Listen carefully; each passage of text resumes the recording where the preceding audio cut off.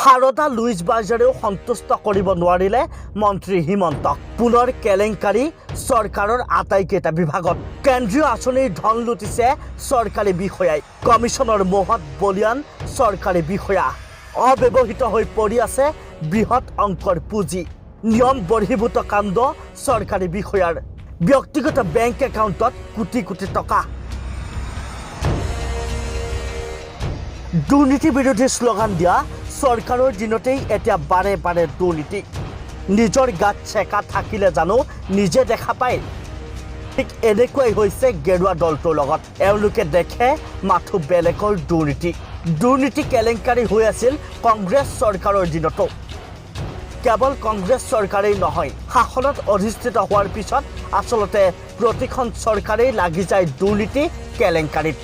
এই কংগ্ৰেছ চৰকাৰৰ পৰাই ডলাৰ বগৰীৰ দৰে দল বাগৰি আহিছিল মন্ত্ৰী হিমন্ত বিশ্ব শৰ্মা। কংগ্ৰেছৰ দিনত সাৰদা লুইজ বাৰ্জাৰ আদি কেলেংকাৰীত জড়িত হিমন্ত বিশ্ব শৰ্মাৰ বিজেপি আগমনৰ পাছত জানো বিজেপিত দুৰ্নীতি কেলেংকাৰী নোহোৱাকৈ থাকিব পাৰে? এইবাৰ কেলেংকাৰী সংঘটিত হৈছে কেন্দ্ৰীয় আঁচনিক লৈ।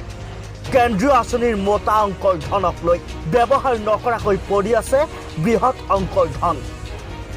আবদ্ধ হৈ আছে ৮,৪৩৫.৭ কোটি ব্যক্তিগত খণ্ডৰ বেংকত। প্ৰাপ্যৰ পৰা বঞ্চিত হিতাধিকাৰী। কেন্দ্ৰীয় চৰকাৰৰ পৰা কঠোৰ নিৰ্দেশনা পত্ৰ ৰাজ্য চৰকাৰলৈ।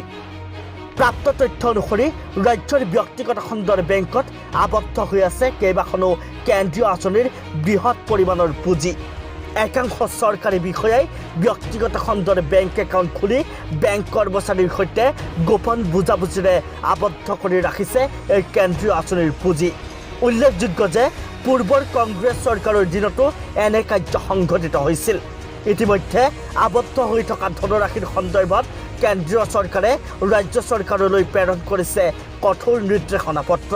এই পুঁজি আবদ্ধ কৰি ৰখা চৰকাৰী বিভাগসমূহ হৈছে জলসম্পদ, কৃষি, গড়কাপ্তানি, শিক্ষা বিভাগ, স্বাস্থ্য বিভাগকে ধৰি বহুকেইটা বিভাগ। এটা প্ৰশ্ন হয়, দুৰ্নীতিৰ বিৰুদ্ধে উদ্যত্ত ভাষণ দিয়া হিমন্ত বিশ্বৰ আটাইকেইটা বিভাগতে কেনেকৈ হৈছে দুৰ্নীতি? কোন চৰকাৰী বিষয়াৰ বেংক একাউণ্টত আছে বৃহৎ পৰিমাণৰ পুঁজি? এই কেলেংকাৰীৰ কথা গম পোৱা নাইনে মন্ত্ৰী হিমন্তই? লুইজ বাৰ্জাৰ সাৰদা কেলেংকাৰীৰ ধনেৰে নাছিলে নেকি মন্ত্ৰীগৰাকীক? জলসম্পদ বিভাগত দুৰ্নীতিৰ প্ৰমাণ বিচৰা ভৱেশ কলিতাই এতিয়া কি উত্তৰ দিব?